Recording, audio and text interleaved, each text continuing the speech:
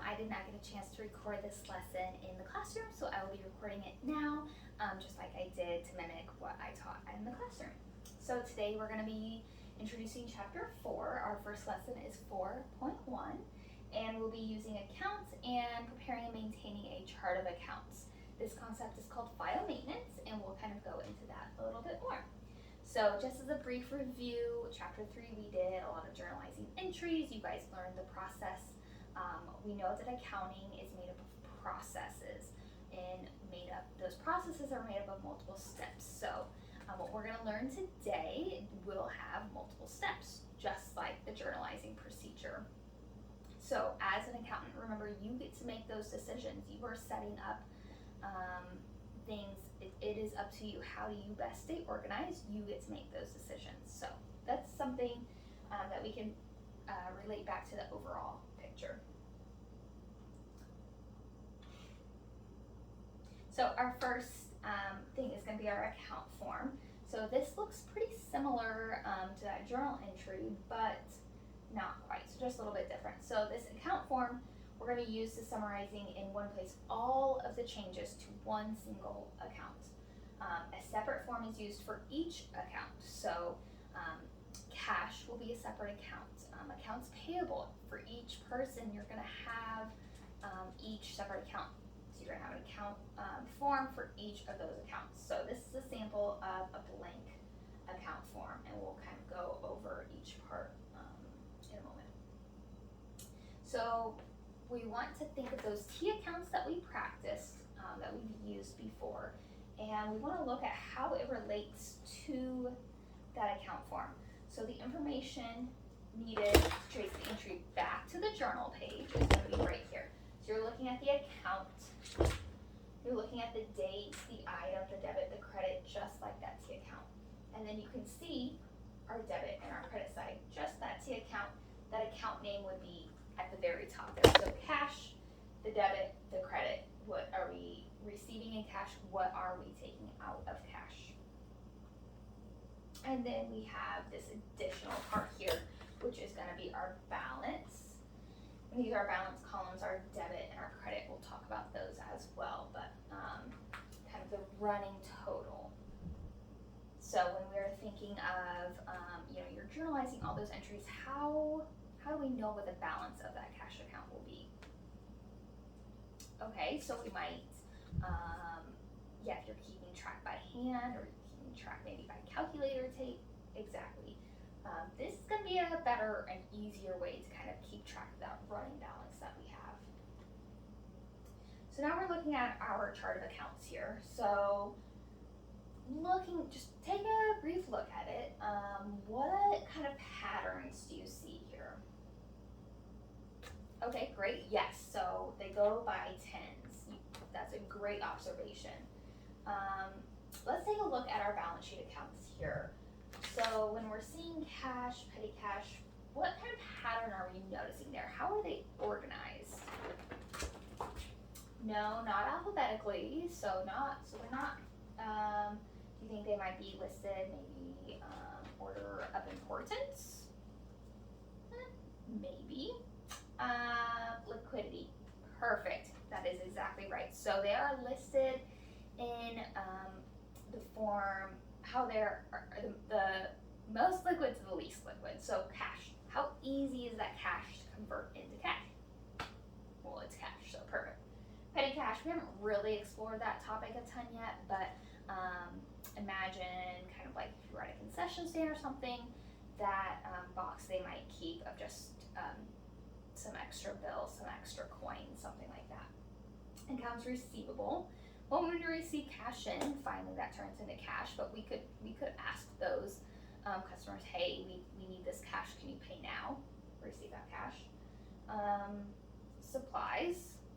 We could maybe take those supplies back to the store, return them, get our cash, get our money back. And then prepaid insurance. So let's think of, okay, so you have an insurance plan, I want to cancel that plan. You've prepaid for that insurance for 6 months. Okay, well, you've only used 2 months of that insurance, you found someplace that might have cheaper insurance. That's great. Okay, so you call the insurance company, say, hey, I want to cancel my insurance plan and get a refund for the months that I haven't used. Can you do that? Yeah, yep, you absolutely could do that. So, they might say, well, okay, we'll go ahead and cancel this plan for you. You'll receive your money back in 7 to 10 business days. So it's going to be a little bit longer process, but you're still going to be able to get that money back. So now let's take a look down here at liabilities. Our liabilities here, they are organized alphabetically. C comes before N. Owner's equity are 300 accounts. They're organized, this is just how that owner's equity account is always going to be organized. It's going to have capital first, then drawing, then that income summary. We're going to look at the income summary account way down, way later in the year. But just kind of remember capital, then drawing, then income summary. Now we're going to this side, the income statement accounts. Right now our only account in our revenue is sales. So sales is going to be first, but if there were more, it would be alphabetical. And then expenses here, you can see they are organized alphabetically. So advertising, cash, communications, and so forth. So when we're looking at the chart of accounts, a group of accounts is called a ledger. Now the ledger will contain all of the accounts that are needed to prepare the ledger that contains all of the accounts to prepare the financial statements, that balance sheet and income statement. That's called the general ledger. And the name given to an account is known as the account title. So these are just vocabulary terms that you guys are going to want to pay attention to. Those are going to be, part of that true, false, multiple choice portion of your Chapter 4 test. And the number assigned to an account is called an account number. So let's take a look at our chart of accounts. Let's take a look at the supplies account. So we have within the general ledger, which is this set of accounts, you have the general ledger division. So it's an asset. Those assets start with that one, they're 100 accounts. And then within that general ledger, you see they are 5 zeros, so it's 50. Now, we're going to talk about the actual procedure for arranging those accounts. That's called file maintenance. So when you see that term, remember, assigning account numbers, that is file maintenance. Keeping the records current, all of that is file maintenance. So you can see here, we assigned these account numbers. We had a miscellaneous expense and a supplies expense. Now, what do you think would happen if we needed to add a new account? Yeah, we would just put it in between. So let's take a look here. We have postage expense. We need a new account. So it's going to go right in the middle, 565. Now, what if we had rent expense? Where do you think that would go? Yeah, 567, 568. You can just pick one. It's you're not going to have an example like that today. I just wanted to kind of see where you guys what you guys thought. The book is just going to have you do it right in the middle of two accounts. So if you had that, yeah, you could choose. It's up to you. You're the accountant. Now, let's say we have another expense at the end, water expense. It would just go to the next 10. So at the very end, after supplies, you would have water expense. And then again, if you needed to add an account in between there, you would just split the difference and put it at 575. So when we talk about opening an account within the general ledger, that process is called opening an account. It's just writing the account title and number on the heading of the account. So let's take a look here. We have the account, cash, and then our account number is 110. We got that 110 from our chart of accounts. That's where that kind of all plays in. So you can see that's how you open an account. So let's go over our steps.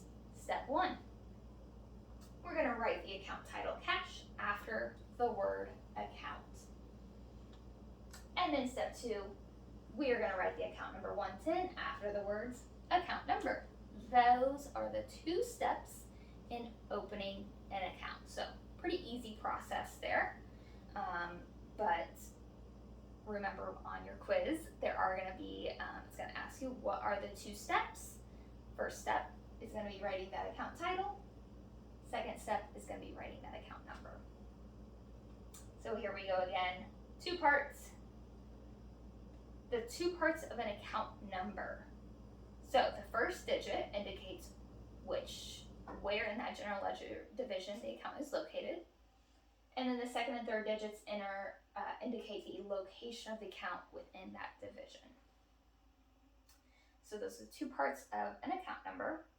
And then remember, our 2 steps for opening an account are going to be writing that account title and writing that account number.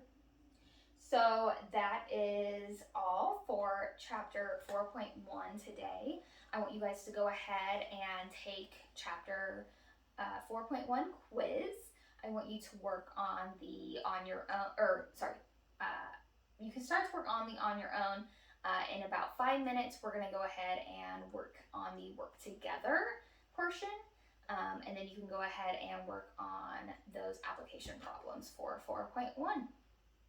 Tomorrow we will go over 4.2, but for now I want you guys to just do that. That is your homework for tonight. Next class period we will cover 4.2. Everything is set up for you guys in Canvas. And as always, if you guys have any questions, just let me know. Thank you so much.